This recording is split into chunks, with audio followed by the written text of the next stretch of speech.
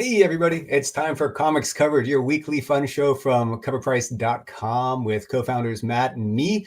And we're joined again today by our good friend, Mr. One True Nerd King, Mr. Phil.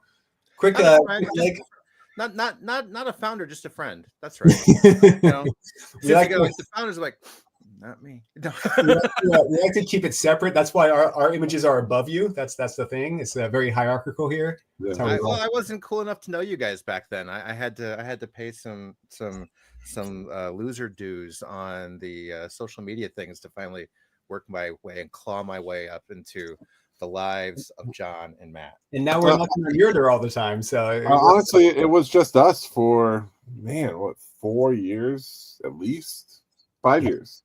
Yeah, it was a lot of sitting in a bedroom, eating top ramen, and calling up Matt and us talking for hours, and us trying to work with development teams in different countries and just all the fun stuff. Yeah. Howdy to everybody who's watching. Thank you for tuning in. Cool. We have a really cool conversation today. I think one that's been, it's been around the industry for forever, and it's super topical. But I think we're going to ease into it. Matt, why don't you tell us a little bit about your day today? Right now, I am trying to fix my chair to lock it in because the back is like, oh, there we go. My weekends have been, you see all this stuff right here, all this, it's like shipping out all the stuff from our Christmas party that our team won, plus all the giveaways all the giveaways we did over the break, all the stuff that people won, plus all of the stuff you've won on the show.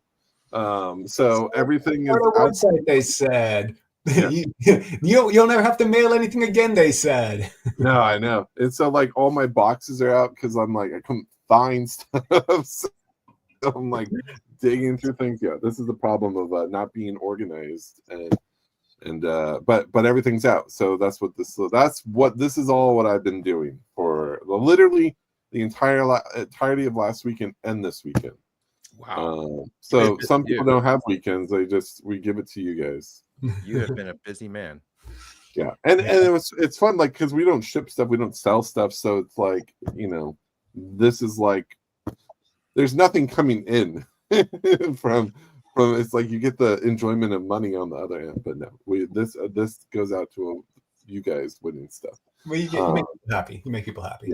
Yeah. In fact, tonight we're going to be giving away. This is a little preview, but KRS sent us a couple of these, so we're going to give one a week, one away this week, and then one away the week of MegaCon. So is that a Witchblade cover? Yeah, it's Witchblade number 7. It's actually a homage shirt on. That's hot. I love that. Yeah, this is Kirkham. They did a KRS one and then a Image one. This is actually a homage to. He did a cover to it to like 2019, 2018 Witchblade. It was like an anniversary special, Witchblade, I think that's the name of it. So it's kind of a homage cover to that. But you guys are going to get a copy now. You don't even have to wait till MegaCon. You'll get it now.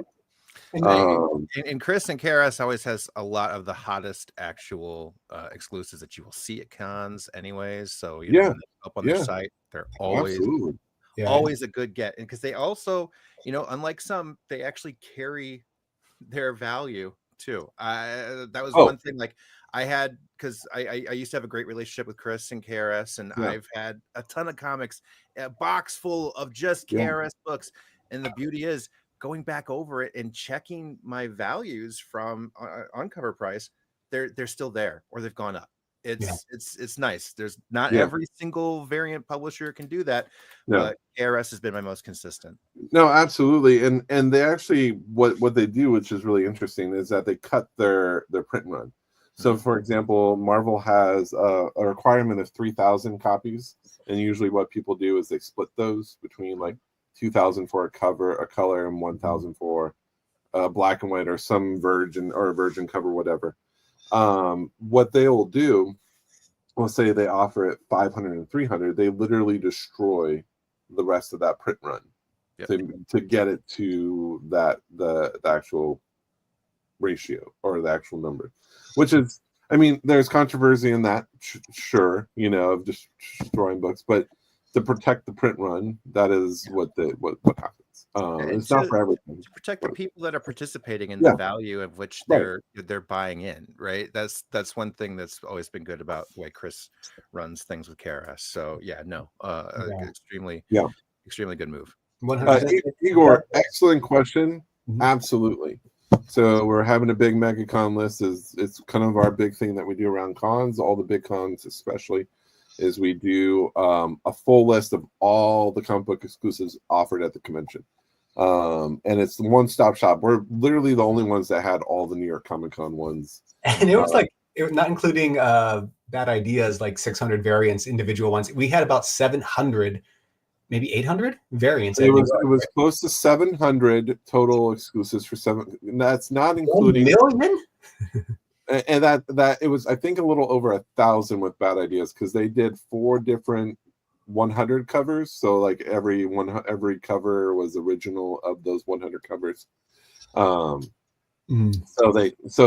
we decided, instead of, we just did one entry for those books instead of showing every single cover. Actually, I think we did show every single cover. I think we only added the listing in the MegaCon list for one of them, because it would have just been all Bad Idea on that list. So that's would have been a bad idea. What's that? Which would have been a bad idea. Yeah.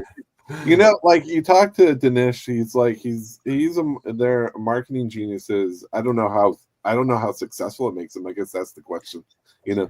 But still doing it. So obviously, they're still doing it. Yeah, I mean, they're still doing their thing. Yeah. So tonight, you want to talk about the top 10 or? Yeah, and thank you for joining with us, Phil. So let's see if I can. I don't know if you have your screen. I can share if you want. Yeah, why don't you do it? I didn't cut my screen at all. Yeah, no worries. All right.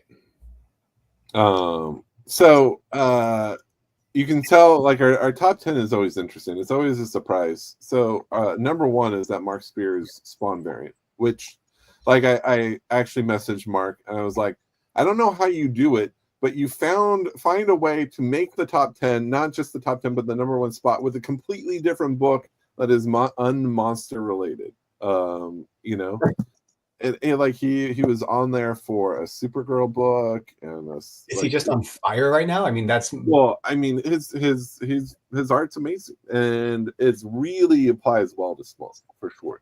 And that book released months ago, like a while ago, and now people are like catching up to it, and jumping on it. It was actually on our Shaker report last week. I guess we didn't have to watch it for too long. A quick watch. Days. Cool. But like some of the biggest, we actually had it on our day after Wednesday. We had this. If you click on number 3, we had. I keep butchering the name because I got to read it out. Pin up. Apocalypse. Apocalypse. Don't make me say that name again. It's really hard to say out loud. The pinup book. I call it the Foxy cover. Let's just call it that. Yeah, it's Foxy. Yeah. Really. I want it so bad. So the Foxy cover is gorgeous. It definitely took a lot of people by surprise. Well, I mean, if you were paying attention to FOC orders and chatter online, it was definitely talked about a couple days before release, maybe in some cases a couple weeks before, and it hit the market, and it was a huge hit, and it went from $40 to $200 by the end of the weekend, and we have tracked like 12 sales, and it's just been completely on fire. So there was one thing that happened with this as well. It's like how many people are ordering, 25 copies of this title at their shops. Most shops are very conservative with independent titles. They don't like to take risks on new titles, especially unproven IPs. And so yeah, Derek, we're going to get into that. So we had, then what happened was on Friday, they showed up on Massive's site and they were selling for $80. So while they're going for $200, they're available, or 150 at the time, they were available for 80. And then by Sunday, the price had jumped up to 140, and there was no sellout. They were just available. And so there was this big conversation around, and people were sending us messages around print run transparency and the incentive market, and people talking about tomfoolery, shenanigans, and there's all this conversation around that, and it's really interesting to hear these things from various people with very clear point of views, and point of views that make complete sense, right? You do a little detective work. It's like, hey, they're selling this book directly to the market, while at the same time people are getting them in their shops, so they're competing directly with the retailers. It's kind of like, hey, you're taking the, like, you're stealing the retailer's thunder. What happens a lot is sometimes retailers will undercut the aftermarket, and then, like, if it's going for $200, they'll make it available for $40, and then it just destroys the value of the book, because then people find it and they just will go there instead, and they get their copies, and then by the time then everyone gets them at the same time, and they all list it at the same time, and then that book is just toast because everyone. Yeah. This happens all the time. So there was this big conversation around this, and kind of some of those shenanigans were pointed to that book. And you can keep it up, John, and you can flip through some of the other titles, because it's a gorgeous book. What I like about, just to go first into the high positives of this, I love being exposed to new artists, and new artists that really have a very clear, distinct style that's kind of different from what everyone else is doing. Yeah. If you scroll back up, John, so I can see her name. There you go. Yes. Sveta Shabina. Shabina. So Shabina is what the nickname that people use. I mean, her last name is Shabina. We could go to her Instagram later, but she has amazing stuff. And a lot of people, she's done a lot of, like, her own fan art, for a bunch of popular brands, and it's in this style. Mm-hmm. And I love vibrant covers. Like, you don't see this color on stands at all. So it really pops. It really captures your attention, and of course, people went after it. So I love being exposed. Yeah, go for it. I was gonna say there's a great website I'm dropping in the chat for her if anybody wants to see it. Sveta's it says failed to post. I'll put it in from my other side. A couple of guys over the weekend shared her site with me for all of the things. So I was just gonna share it in the chat with anybody who wanted to see it. That's all. Yeah, here, send me the link. I'll see if I can add it in our little chat here. It's always good to be introduced to new artists. Yeah, I mean, and she has some amazing stuff and some great collabs. Other books like Nightwalkers. That's that's out, and then she's got a lot of prints, some done with dynamite, things of that nature. So yeah, let's see if I can drop it here. Did it work? Yes, it did. Works for you, not for me. I have the power. Her pinup stuff is available. So what I love is just the amount of stuff that's going to come out from her. So I had what I love to do is, when you hear all this stuff going around, you can take a perspective and run with it that's being shared with you. I always like to just go directly to the publisher and say, here's what people are saying, what's true. So I had a very nice chat with Michael at Massive, and he cleared up a whole bunch of stuff, which helps give a different perspective on the market. Can you go into the controversy itself? Like, why was it such an issue? People were just upset that they thought they were undercutting. Yeah, we went. Well, we just went in. We just covered it. But, isn't it bigger than that, though? I thought there was also. No. I mean, it was as simple as that. Is that it should have been a very rare book that was then suddenly appeared on Massive's site with no end in sight, no out of sale. That was then jumping from $80 to $140.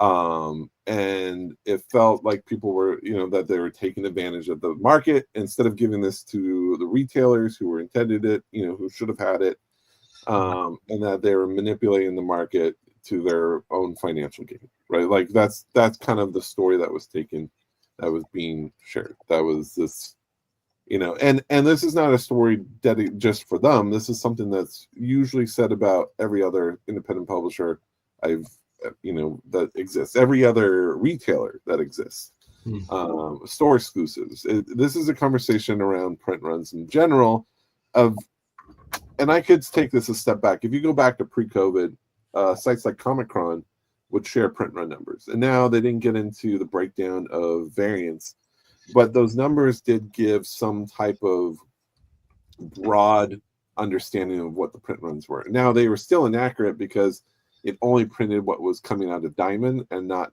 what was also being distributed through the retailer. It didn't include convention exclusives. Like there was a lot of things. It didn't include international copies. So a lot of those Comic-Con numbers are just initially always off, just because they don't include that stuff. But like right during COVID, all that stuff, all these companies stopped reporting, specifically Marvel and DC, stopped reporting these print runs. And then after that, there was this boom of store exclusives.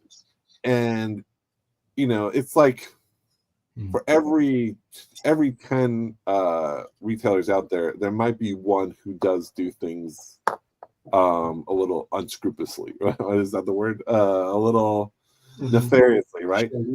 Who may take advantage of the market a little bit more. And most notably, you can go back to the Clayton Crane acetate Ultimate Fallout 4, right? With you can go back to that where acetate gate, where the guy in that line, yeah. Oh. I remember. I was soap opera. I mean, you can go back. There's a lot of companies. I'm sure people could be like, they're a little iffy. We hear it at every convention. Everyone likes to tell everyone about everyone's business. They're like, so and so is doing this, and you're like, like people have no problem tattling on each other. It's a knitting circle, is what it is. Oh, it's so funny. So nobody likes to narc unless you're in comics. Right. No, I mean it's all for one and one for all. In the world. David. Yeah, there's that too. Yeah, the one who just told the dude's wife. Yes, the running joke was hide your wife from Crane. Hide your wife. Hide your wife. Hide your kids. Hide your wife. We need that clip. Oh my god, we should add that. Yeah. So that was the controversy. So of course I talked to Massive, and of course I've talked to Michael before. We have a good relationship in terms of we've talked a handful of times, but we're not, don't talk every day. But I wanted to just run this past him and see what was true and what was not. So a couple of things he shared was, and this is what I've heard from every other retailer, except I haven't heard this directly from Marvel and DC. I assume it's true. So how Massive said they would do things is they would get their orders from Diamond, and they would print to order, right? And then they would have about 100 overages. That would cover comps, damages. So sometimes Diamond would be like, oh, we had a box fall off the truck, right? They would go to them and maybe like see if they can get some of their overages to still fulfill the orders that they need to fulfill. Yeah. And also making sure that their creatives, their artists, and the writers get their own personal copies for releasing this book. Yeah. They told me that Diamond hasn't paid them in 3 months for any of their books, and there's probably no intent. They probably won't be. They won't be paying them. But why is that? That was the bankruptcy. Yeah, and you can. That's a whole separate story and a whole slew of other speculation, which I would have no facts on. It would just be pure speculation. But this is the only fact I know is that they haven't been paid in 3 months. So we'll go with that. They, as a retailer, you have a responsibility to, as a publisher and a retailer, you have a responsibility to pay your writers, pay your artists, and pay the people who worked on the books. So they decided after this heat, they were going to take their overages and make them available on their site, which is literally, we had came out Wednesday, we had our day after Wednesday article hit Thursday. This wasn't due to our our news. But then on Friday, they're like, oh, this is cool. We're going to put it up. But they put it at half the value of what it was selling for in the aftermarket at $80, right? So it was slightly undercutting the market, but still making it approachable for those who wanted a copy. And then they went through those, and they're like, then they realized that they were affecting the aftermarket by undercutting it. So they raised it so that it didn't affect the aftermarket prices. So it didn't cannibalize those sales. And then a lot of people had speculation that it was like open order, that because a lot of people like to do this thing on Shopify where you can see what the print, how many are left by putting in 1,000 copies, and it'll spit back, oh, you could only add 75 of these, and that tells you that there's 75 in the inventory, right? Mm-hmm. That's kind of like the trick of finding out how many are left. But you put in 100,000 and it didn't bounce back. It was like, you now owe massive $1.4 million. So that led to a lot of speculation. So Michael said they just forgot to click the inventory button when they added it. So they did say that there are only, as of when I talked to them, there were only 11 copies left. So why they're confident of having that print run. And let me know if I need to respond to any chat here. No, I just I guess additional clarification. I'm assuming there may be some people who are listening who are kind of lost in terms of like incentive and all that stuff. And I know you're getting into the weeds of like what's happening with the controversy, but like overall, I mean, this has been a thing in the market for a very long time, right? It's just that people there's no transparency across publishers or retailers about what the print run is. You got into Comic-Con, which tried to do that, and then that went away. And so now that was the main thing of this controversy, right? Is that like people are like, you can order as many as you want. There's no limit. Then they're not honoring the 1 in 25, and it's undercutting everything. Just like that, right? And even to step back to give the definition of an incentive, and I'm sure everyone out there knows this, but we'll just say it just in case. When it's a 1 in 25, stores have a requirement to order 25 copies of whatever, either the A cover or A and B together, or some combination of whatever covers they're offering. They have to order 25 to get one of these, and they still have to order that one. It doesn't just come with the order; they got to add it into the order. So it's like if you ordered 30 copies and you forgot to add that one, you didn't get it. So a lot of stores sometimes don't pay attention to that. So that's how incentives work. So some of the thinking was, so he said that stores don't pay for those books in their orders. Those are bonus sent to the stores. Yeah, cover price profit. Yeah. So actually, to tap into that, so when they when Diamond gets their orders, they basically commit to those. And then they offer, I think they do, I don't know how, he said, I don't know how Massive Select works, but it's like a last minute offering or an after order market. I don't know how it works, but they'll offer them these variants to retailers at half the cost. So if it was a 1 in 25, a 1 in 40, they pay $20. If it's 1 in 25, they pay whatever, $12.50, right? That's to allow them to still get the variant without having to qualify for them after the fact the ordering's been done. I don't know if I have that 100% correct. But that's even though that happens, like a store for like, I'm just showing the so I went to the variant list on Cover Price, and I'm just going, these are all like top variants, and you can see all the incentives: 1 in 25, 1 in 50, 1 in 100. Sure. So like, so when someone orders, let's say the Delato 1 in 100 Spider-Man, right, with 667, does that mean that the publisher or the retailer, the publisher has just a stack of them, and they only give out people who purchased 100, and then they just sit on that stack? And it's no. So the how it works, and at least for Massive and how it's always worked, to my interpretation or to what I know, is that Diamond will, at least before Lunar and Penguin, but I'm sure they work the same way, they'll get orders in from the retailers. Hey, I'm getting 100 copies of Ultimate Fallout 4 there. So I want to order, I also want to add in for the 1 in 25s to that order. So then they'll take, like, okay, let's say they have, X amount of people ordering the sorry, excuse me, ordering that incentive, they'll print it to that order. And so they're not sitting on a stack of this, but everyone, the publisher will always order overages. That's to help to prevent damages and help to and still fulfill orders, because it sucks if you did get this book. Mark Spears was talking about this on his Kickstarter. When he would place the Kickstarter orders, he would, if 100 people got it, he would order 110, and then he would, if 100 people got perfect orders, no complaints, he would take that 10 and then make them AP editions and sign them and make them their own little special thing. Other people would, Diamond was known for kind of holding on to some of those overages and then doing special sales to move them out of the back market.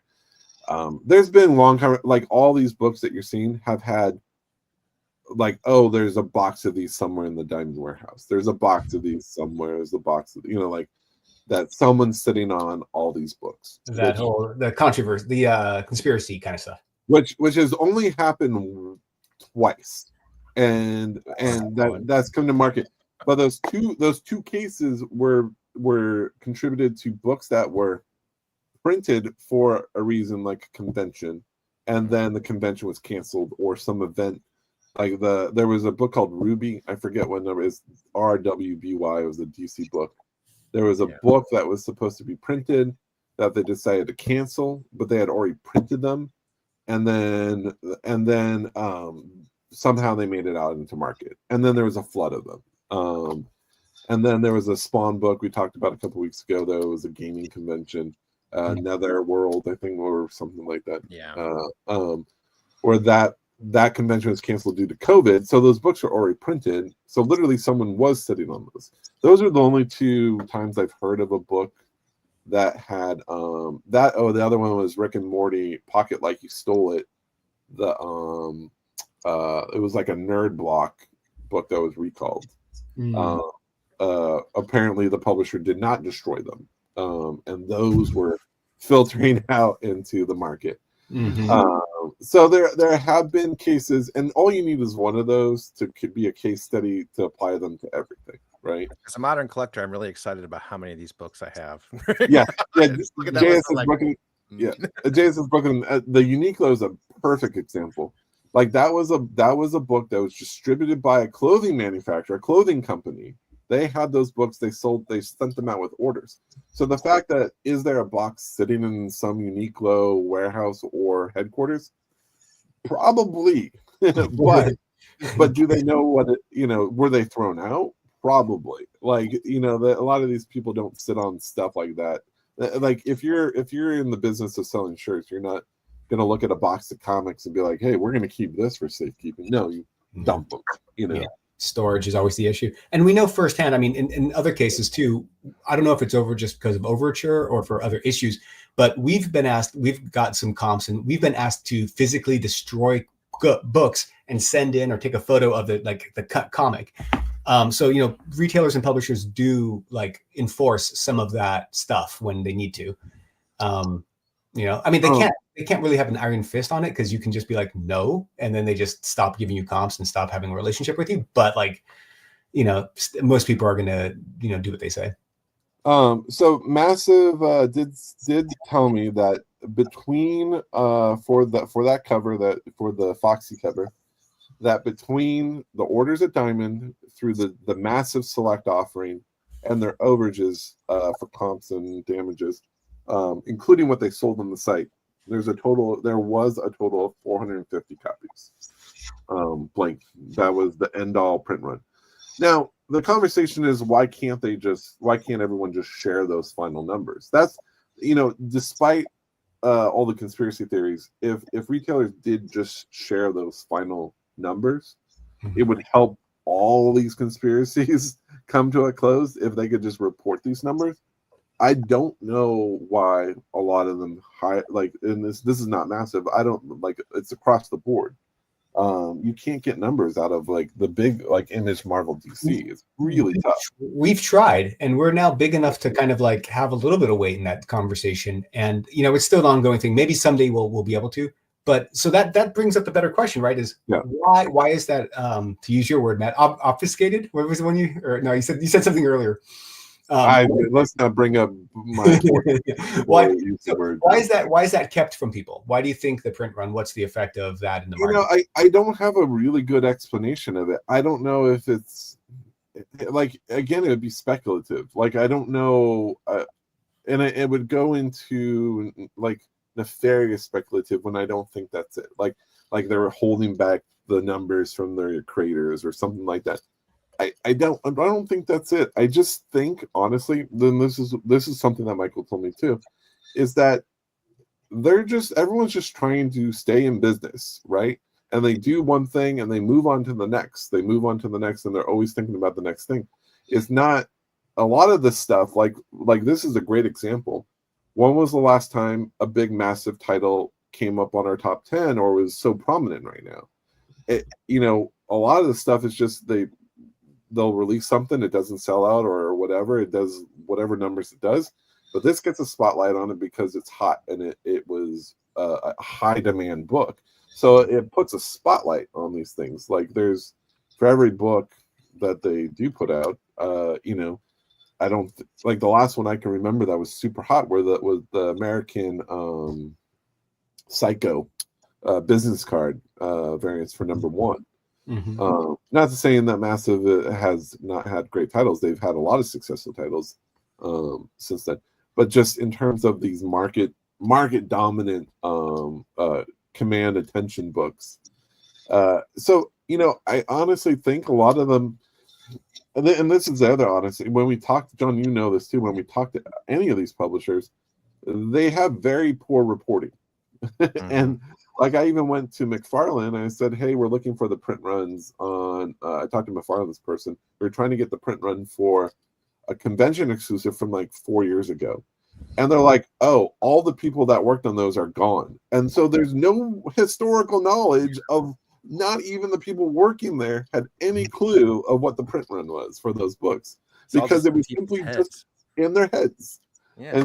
And that's Spawn, like an Image. That's scary in collecting. I'm sorry, that's kind of concerning when it comes to a collecting standpoint.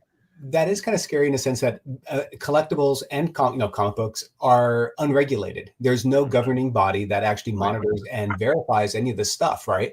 I mean, it leads to a lot of cool speculation. It leads to a lot of value, rises and falls, but it's unregulated. I mean, now with blockchain, with everything, I don't think there's any nefarious reason. I mean, running a business, we know that you do everything you can to just try to stay in business, and not nefariously, but you try to okay, how do I improve this? How do that? And I know, from all the conversations we've had over 8 years now with different retailers and publishers, I never get the vibe. Well, from most, I mean, some retailers I do get a bad vibe from, but like most publishers and retailers are like, I'm trying to be in the volume game. I'm not trying to be in the screen over game.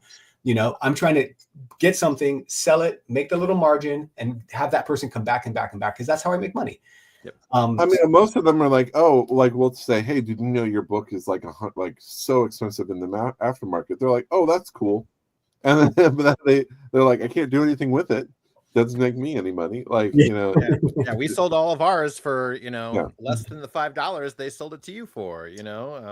I have Massive said that the 11 copies that are left on their site, once they're gone, that's it. That's the end of it, and it'll be sold out. He was like, I'll be thankful when it says sold out, so we can stop like this wild speculation. And it's true. And like there's plenty of people who will be out there like, I don't believe it, which is, I mean, this is the conspiracy side of everything of government, and you'll believe what you want to believe, and you'll use the facts that you want to use. And there is a conversation of like, oh, well, the fact that these are out at the same time that they hit stores and it's competing with stores, there is an element of truth to it. But like Michael was saying, like, I just need to pay my artists and my writers, and he did everything right. And at that point he was like, I'm going to now sell this over just because they're not getting paid. There's got to be a point where you have to do what you need to do, and not, he didn't do it unscripted, like he didn't do it in a nefarious way. It's like these are their books. They went through feed the business. You gotta keep the business alive. And here's there is always going to be people who are pissed off. Again, knowing everything. Yes. Whenever we try to do good and we do something honest, there's always one or two people who are like, "No, that's fake. You're pumping. You're doing this. Your lists are wrong." Yeah. some writers say that about us. And Alex, to speak to that, he did say they did raise it specifically to protect the aftermarket price, because they only have a few left. So it was intended to not undercut those aftermarket sales, which is, you can look at it two ways. It would be nice to give it to your users for a cheaper price, and then the other side of things, as a collector, you don't want that price undervalued. I don't know what side to lean on, because it depends if you have a copy, if you don't have a copy, I guess, right? Of what team you're on. I don't know if there's a bad. I don't know which way to lean on that. Sometimes. I don't know. I don't know what to say to that at all. But they were available for $80 all weekend long. So there were opportunities to get it for cheaper. Yeah. It could just be them trying to do, what's right and make it affordable for people, just to sell them, because like, I don't know. And then I don't know. There's so many different things, but I will say, and I do agree, like, I don't think there's a lot of nefariousness around that, because that stuff gets sniffed out. Like, this community is sitting here talking about it. The fact that we're talking about it, means that like everyone's paying attention, and those kind of retailers, bad practice stuff doesn't last. Yeah. That's why literally the top 10 list and stuff like that on Cover Price, we made a decision very early on not to speculate. Like, everything here is data driven based on the sales that we pulled in from 5 different marketplaces, 25,000 sales almost like per day, and then going through and filtered. Like, this is data driven. Is it perfect? No, it's not 100% of all sales. No, it's pretty perfect. It's pretty perfect, but it's data driven. We don't make this up. We literally built in ways not to manipulate it. And that's perfect for the people that actually report the data too, right? That's the other problem too. Like, it's like you said before, not everybody reports that proper amount of data. So you guys are just going off the numbers as well that are being, given. The only other place to really get any sense of it is the CGC census and other like grading census in terms of like print run, just because of what people have graded, and they do a good job of showing that. But it's not comprehensive. It's just what's been graded, And that's going to take a long ass time to get that too, because look at the wait times on getting those things turned around too. Like, you finally get a 9.8 of whatever it is out there on the census. Well, that's probably, considering like the turnaround's 6 months now, and you're not going to see that for that period of time. By then, the comic's done crazy things usually. So Reef the Sea Forever said, so first, the thing is, these books are fabricated. Never trust new books, and stick with books before 2000. So, as someone who doesn't own a single book pre-1980, I am a modern collector. Yep. It's I don't care about that. Like, I would love to own. Actually, I don't want to own any of the keys before that, because having seen people who lost their collections in fires recently, like people we know who lost their entire collection worth millions. I never want to own the first appearance of Spider-Man now. Never. Like, I would appreciate owning it, but I would be so nervous to have that in my house. So I'm a modern collector that just likes to dig. There's a lot of value in modern books. What comes down to it is, we always talk about this supply and demand. So this list that you're looking at right here is a snapshot of the books that are having the highest supply that week at the same time the highest demand. Those two things together. What happens with these books on this list, as soon as that demand falls, that price will start to dwindle. Or if the supply shoots up and it can't meet that demand level, the price is going to go down. For a lot of the books on this list, that is the typical way these go. But if a book has true rarity and it doesn't pop up that much, it will retain its value. They're publishing a lot less books nowadays. Yeah, sure. There's a lot less things being printed, so they are more rare in a modern stance than what has been traditional. Real quick, just to address this from Terry, 100%. That's what I mean. Like, the market will sniff it out. If we're all. I mean, we got thousands of people constantly looking and trying to find it, and they're selling it on eBay. They're selling it on whatnot. We know where to look for these things. Yes.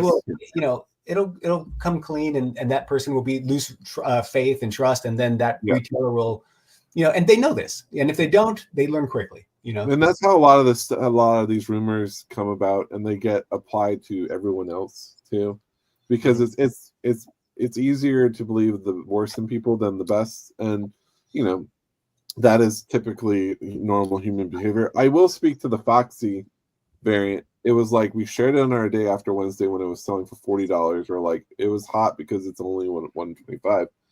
But then we had internal chats like about it. We're like, hey, I really like this cover. Do you think like it was then like, hey, do you think we should get it at $40? Should I get one? Should I get one?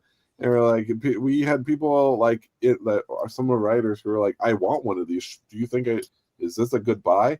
And then I know other people in the community that were having that same conversation, and then they're buying it for 60, they were buying it for 80, and they weren't flippers. None of these people, they're cover collectors. Yep. All they the bought people one copy, maybe two copies. Yes, they wanted one copy. Yep. And this book was definitely not fabricated. I could definitely see that natural climb just from the people that were talking about it.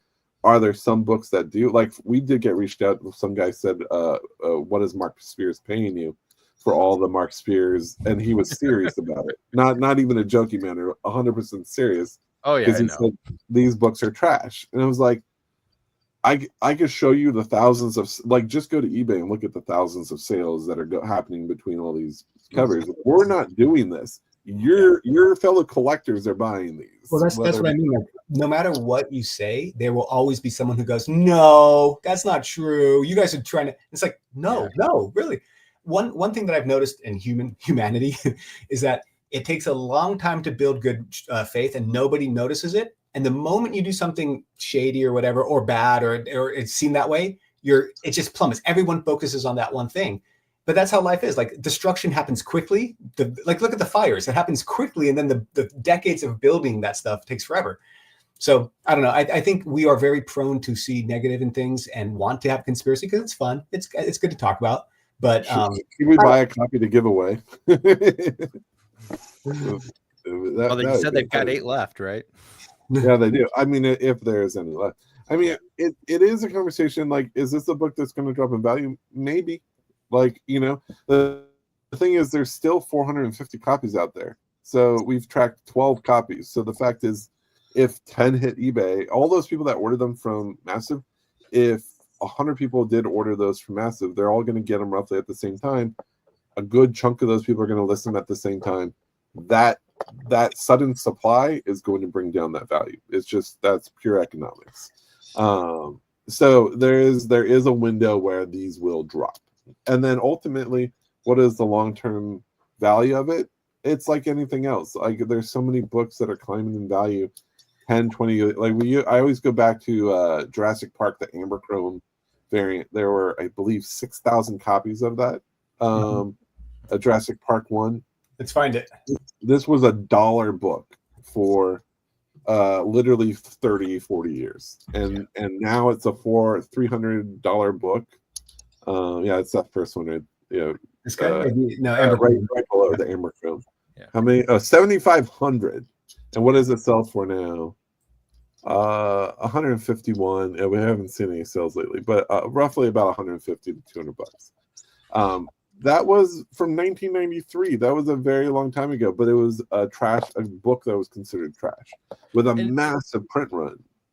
But these people are going to grow up. This is the time as well where the thing about modern comics that a lot of people forget is, number one, is what keeps comics going. Comic market isn't staying alive because you keep on buying something from the golden age, right? Nobody from Marvel has a job because you keep on buying 181 over again. Right. At the same time, too, everybody that's new to comics, right? If somebody just got done seeing a cartoon or a movie or played Marvel Rivals and they want to find out about a character, they're going to an LCS and they're buying a book that they can afford. And nobody's saying, nobody at that point, people don't understand that some comics are worth more than others very often. They're walking in, they're blind, thinking, I want to buy something but Scarlet Witch. I think she's got a great finishing move. I love her outfits. I want to find out more about her. I'm going to buy a Scarlet Witch comic. And those kinds of things are the only reason why we have this industry that we have right now, for one. But for two, in 20 to 30 more years, that book is going to be the first book that kid ever bought, and that person's going to have adult money all of a sudden, and all of a sudden that comic book is going to change, because right now with our lower print runs, this isn't going to be like it was, you know, X-Men #1 with Jim Lee way back in the day when there was the most published comic ever sold, right? It doesn't matter how many copies you've got, they're only worth so much. But which I could say is still that Magneto's $150 9.8. There you go. Yeah, right. The highest bought one of all time is still that high. Why? Because people are going after it. And I do feel like that's the beauty of modern comics. You know, there's a little bit of volatility with it, but if I could afford a 181 right now, no, I would not buy 80 copies of the Foxy cover just instead of getting a 181. Of course I'd have a 181, but I don't have that kind of money. I do have $40. I can get a really cool book, you know. And even then, it's kind of like, $40. $40. Reeve had a good pan. Like yes, Jurassic Park was probably not the best example because it is like an evergreen brand now that has a big fan base, which is probably why that high value. Let's do the Acetate Gate one. What was that book? We can just see what it's at now. It was Ultimate Fallout 4. Fallout 4. Well, that's right. Yeah. I mean, that book is, so this goes to a lot of content books. It's not near the high that it was, but it still sells for $125, I believe, the Acetate book. Real quick. Which is still more than it probably would have sold for if it didn't have the controversy. Like, I would expect that would probably be a $40-$30 book. Like, that's always going to be popular because of the controversy. Yeah. I remember, I was there. I was a part of the people in line and everything else. And those books were... You were the guy that got them all. You were the dude. I was the dude. I was one of the people in line that saw the whole thing. And I had a couple of copies. I had 2. I sold them both for I sold one for $80. I did the other one for a giveaway for followers. And it's one of those kinds of things where the book went crazy, but it was only because of the controversy, because otherwise the book wasn't that great. Right. It really wasn't. I mean, it was a silly cover. One thing here, John, could you go to JSS Brooklyn? He's saying Superior Spider-Man #7 has not appeared on any lists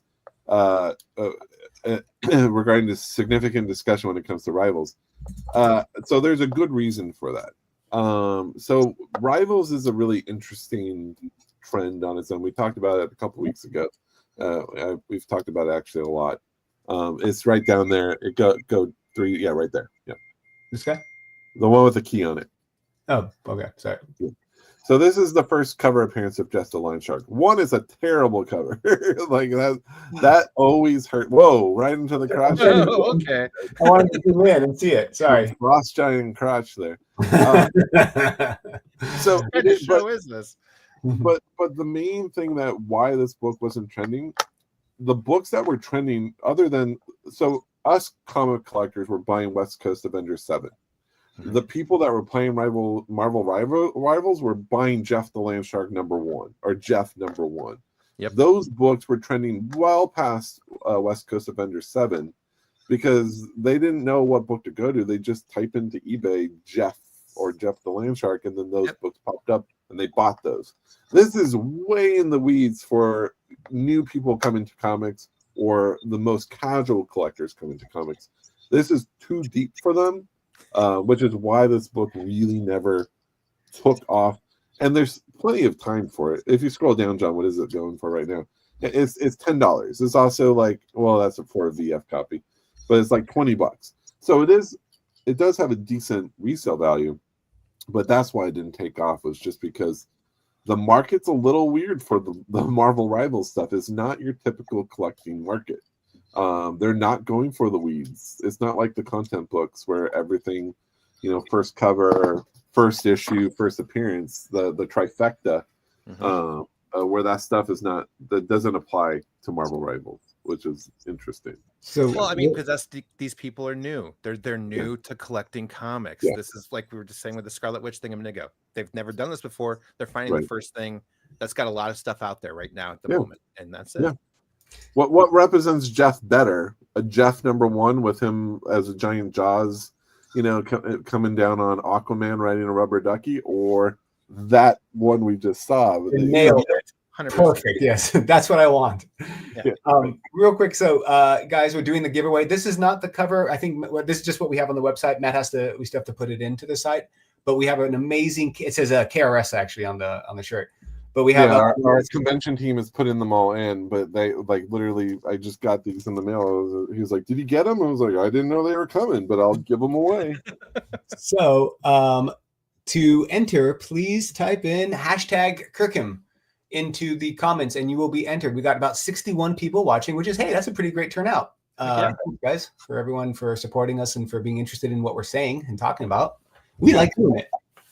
Make sure to like and subscribe, guys, especially if you're here for the first time. Hit the like button and make sure you're subscribed. And if you want to be your channel, and you want to share your channel, do you have your link? You want to drop that in too, Phil? We should be doing that. Oh, what, for Comics and Chaos on YouTube? Yeah, I can drop that in. You can just find me in Comics and Chaos on YouTube or on Instagram at One True Nerd King. One True Nerd King. One other thing, guys, out of curiosity, a quick survey. I don't know if we can just have everyone who is interested in this put a thumbs up in the chat. We always get to talk about putting out a logo, our T-shirts, our hats and stuff with our logo on it. We've been working on something, and we actually have some really cool shirts with some cool logos. Is that something you guys would be interested in? We're looking at probably, I think it was $25 for a shirt or something. If you are, just put a thumbs up so I can actually see that, and we'll then make this live and actually probably start selling and giving away logo stuff. But okay, one. All right, done. Hey, I got my T-shirt and my hat. I could always use some more swag. So you're asking them at the same time when you're asking them to enter into this competition. They're already typing. See, it's easy. Reef was saying his Witchblade 500 Wizard top. Yeah, that one's good. There's a lot of there's so many good Witchblade covers out there. I'm a big fan of Witchblade covers. So. Oh yeah, for sure. Who isn't? I mean, she's the OG pinup girl for the 90s. Like you is probably Gen 13 Danger Girl. Gen 13 for me. Danger Girl, Gen 13, Girl, Gen 13, and Witchblade. Those were the three. Yeah, right. Totally Fairchild. Oh my goodness. Yeah. But you think of any others. I can't think of any off the top of. I'm sure there's some, but those to me were definitive 90s pinups. Where now it's plentiful. Was Turner the first to do Witchblade? Was it his or? It was Turner's book. Yeah, it was a Silvestri cover.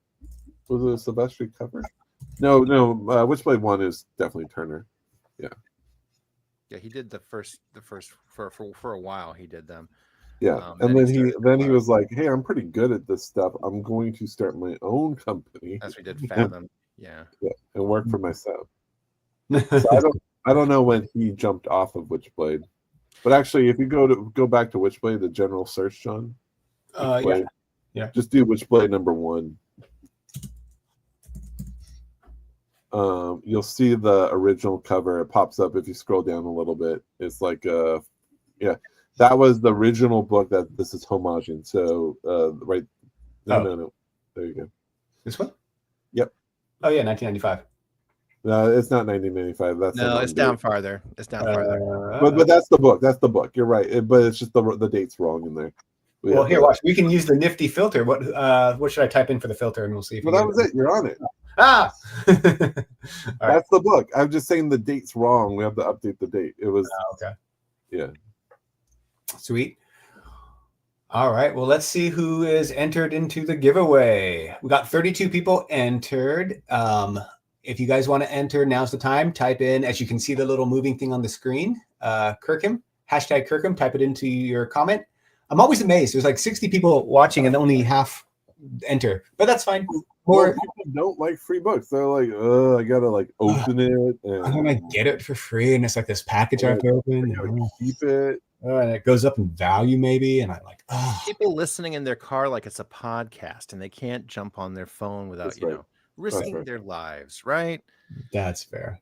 I know a lot of people that listen to YouTube shows in their car. So you That's never true. know. That's true. Someday when the all the cars are electric and self-guided, then we could just watch and not crash. My wife does that. I'm always like, stop watching podcasts.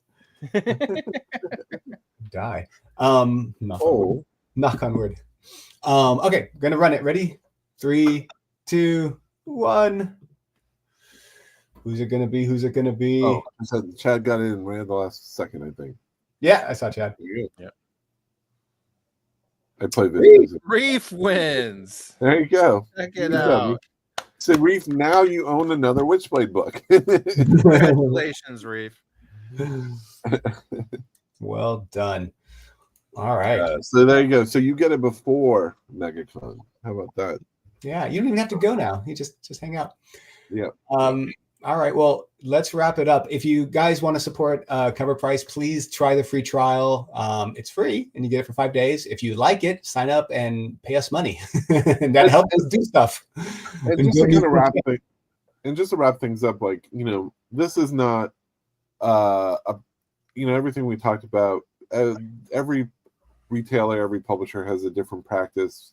This is just to really address what was some of the conversations that were happening towards this book specifically. And there's similar conversations. I talked to Mark Spears about KeenSpot. They operate the same way. They take their orders, goes through Diamond, they publish it, they print overages, and they sell the overages direct to the consumer after release or during release. I don't know what happens. I think that's the debate. The problem is the direct competition between retailer and direct to market. But there's so much to tap into. There's even more conversation here. Maybe we'll get some of those publishers on and have a bigger conversation around it, or we can ask more questions and kind of dig into practices and ask questions like, hey, why don't people want to share these numbers? What is the one thing that's holding them back? I'd love to see people respond to that. That would be a really good conversation. Yeah, I mean, I just wish it'd be like, hey, this print run was limited to 450 copies. Like, we'll put that on the site next to this because now we have a print run. We're going to add that because it's a definitive number, and it helps. What helps is if you would have known that it was limited to 450, it would have changed what you would have purchased it at, right? Yeah. Because we talked about how there are a storm of copies coming. Not a storm, but 20 to 50, roughly, maybe. There will be a good chunk that will hit the market at the same time, and that will affect the price. Can it sustain it? We'll have to see. But this is how everything works. This is why you see sudden increases in price and sudden drops in price. It's not because people dislike the book. It's not because it's a bad book. It's always due to supply and demand. So saturation. Everybody's just got to think about the whole thing of what does saturation mean. It's the same thing as it is for bubble gum and comics and cars, and there's too damn many of them. What do they got to do to move them? Well, they got to cut the price every single time, and that's just welcome to America. So one, Spears will drop. Like, there's all the books that rose. Not all of them can sustain the values. The ones that will probably sustain are probably some of the harder to find ones, some of the metal ones, some of the ones that have more detailed, like the Bridezilla one will probably always be valuable.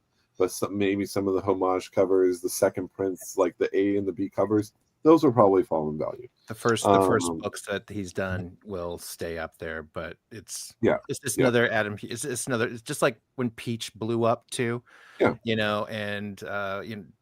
It's just like any other artist that becomes in demand. They'll always be in demand, 100%. Nobody's saying that Spears is going to go away, but saying every single one of the books is, like Dogecoin to the moon. Nothing's going to keep us. Not everything's going to keep us traction. And it's hard to guess. But I always go back to, if you really love a cover, like, most likely that's the cover that's going to sustain. Because it's like, if you really love a cover, if you're only buying a cover because you want to flip it and you don't care about it, the likelihood is everyone else is sharing that same mentality. Yeah. If you're buying it because you love it, like I believe this Floxy cover, like I really want a cover, Here, I've been dying to use one of this. I want to shut up and take my money. Yeah, shut up and take my money. I'm like, it's true. There's some books that even I'm willing to pay for because I want it, right? And as collectors ourselves, you see a book and you just want it, and it doesn't matter if it goes up in value, you just want it. I can just keep saying want it over and over. One more time. What do you do again? I just want it. Good. But that's happening a lot more in this market. There are so many people just buying covers because they don't care about the aftermarket value. They just want the book. So I mean, not everything is going to stay the same. Not everything has the same practice applied to it. But this was a fun conversation just to kind of get in. When it comes to Marvel and DC, who knows what their incentive market practices, how much their overages is. I would assume if independents are printing 100, again, this is speculation.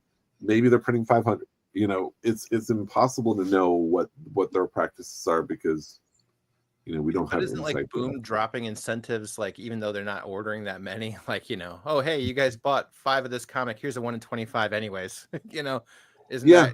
I've heard that, right? Yeah, like I talked to. So the one example, Profane 4, that Suspiria cover. You know, it was a very hard to find cover. They told me that the print run was well under 100 copies, and half of them were comp copies. And so, if they had overages, you know, if people didn't order them, they're just going to put them on the site, you know, to make them available. I mean, that's the thing is like if there's extras in those overages, they're not just going to sit them. No publisher has time to have a huge backlog of books that's just sitting in their market or in their warehouse. Yeah. They need to get rid of this stuff. So they will put it on their website. That happens. So every publisher. So is it like a grocery store? If you hang up outside, you find them in dumpsters, and you'd be like, "Yeah," and you put them in your car. And... I mean, but this is the game. Like, if it's a hot book, you'll never see that book again. you know. But if it's a book that like was maybe superficially hot, maybe talked about, maybe some people championed it, but it didn't sell out, and then it's available and it drops in price, then you're like, then you don't want it anymore, right? Suddenly, there are some books with fake momentum behind it. I don't know what the word is. Manufactured momentum, perhaps. Yeah, manufactured. I'm sure there's so many books that have manufactured momentum. There's tons, especially if people will roll out the actual print runs, or you know, may not share what those final numbers are. I don't know what the perfect example of that is. Well, I mean, but like those exclusives, I feel are kind of that way. But they go down really fast. That's the number one sign, is that they don't have, and they really drop in value. And so you can really see those pretty clearly. We'll see what this one does. I mean, I don't know what it'll do, but it'll be fun to see. We'll see it on the Reflective in 3 years, and we'll have this conversation. We'll see what happens. It's on our top 10 now, so yeah, you'll see it in a year. Yeah, we'll be able to go back to it. Like I'm excited to go back to the Mark Spear stuff, all the monster stuff, and just see how those books have sustained over a year. Because I would love to see convention sustainment, right? Like I know you guys usually see like a flood come in after a convention. I would love to compare a MegaCon to a MegaCon. I'd love to compare C2E2 to a C2E2, because I've never seen anybody do that. Right. Just food for thought. I would love to see like SDCC, you know, 90, not 90, well, the 90s are way too far back, but like 2018 versus 24. You know, it'd be very interesting to kind of. It would be really. It would be really. What's also interesting is like, but conventions there used to only be like 100 stores, like convention exclusives, and they were available for $10 a pop. And a lot of those books, there's so many that have just completely dried up. Like my all-time favorite is DuckTales 1, the Nintendo one. Oh yeah, a print run of 500 copies. You could have bought it at San Diego Comic-Con, whatever year it came out, for $10. You know. Yeah. But now you cannot find a copy cheap, and you know, maybe those are the exception and not the norm. There's plenty of copies that probably did nothing, but you know, I think it's changed ever since, you know, sellers, like individual sellers, could go in and they all have their own San Diego Comic-Con exclusive, or whatever it may be. I think that's kind of what, to me, has changed that landscape. A lot of convention exclusives have become, again, like we were talking about before, saturation. I think that also artificially like makes that weekend really crazy, but then all of a sudden they realize, oh, there's still like 1,000 of them flying around here. Okay, maybe they're not worth that much. And I mean, FOMO did come into play even with this Foxy book, because you saw the book climbing to $100, and people start panicking, and they're like that $80 on the Massive site wasn't attractive when it was 40, but when it was 140, that $80 looked real good. And so it really and then I was, a lot of people were against spending $50 on it, but as soon as it hit the 100, they were like snatching up those $80 ones as fast as they could. It's a weird thing. FOMO is real for sure, and it's sometimes good. It's not bad. It's just excited. People get really excited, Yeah. But just don't get caught up in it. Don't make bad choices. But again, if you want the book, like you said, like I want the book, I got to find a copy. Am I going to pay $200? No, I'll wait for that storm to come, and then I'll see it in a year. On that note, I know we've gone over a little bit, but thank you guys for joining. Thanks everyone for listening. Any final words, guys? Word. Tell your mom I said hi. Say hi to your mother for me. All right, guys. Have a good one. Thanks for keeping your comments covered. Yep. Thanks for joining us.